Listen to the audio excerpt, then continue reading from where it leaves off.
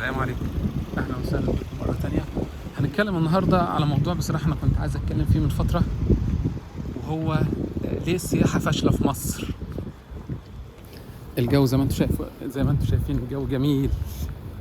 آه مش عارف دي بتمطر دي ولا ده قطن في الشارع ولا ايه، بس الجو جميل. عايزين نتكلم ليه السياحه فاشله في مصر. رغم يعني انا بشوف بوستات كتير الناس بتتكلم ازاي مصر اللي عندها آه بحرين وموقعها في وسط العالم، وعندها الأهرامات، وعندنا الأقصر وأسوان وشرم والغردقة واسكندرية والقاهرة طبعا بالمعالم الكتيرة اللي فيها، على رأسها طبعا الأهرامات والمتحف ورغم كده السياحة فاشلة في مصر. ناس تانية بتتكلم السياحة العلاجية مثلا. كنا أنا دكتور فبستغرب لما بشوف الناس كاتبة السياحة العلاجية في مصر، وازاي ان قيمة او تكلفة الخدمة الطبية في مصر طبعا ارخص كتير بقيمة مهولة من قيمة الخدمة العلاجية في اي دولة تانية.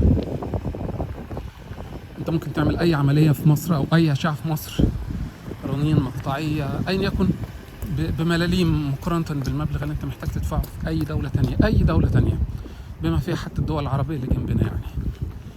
وحتى مش الدول العربية الغنية جدا، حتى الدول العربية اللي هي يعني النص غنية، حتى لا تزال عشان تعمل فيها مثلا أشعة مقطعية أو رنين أو كده هتحتاج تدفع أضعاف اللي أنت ممكن تدفعه في مصر.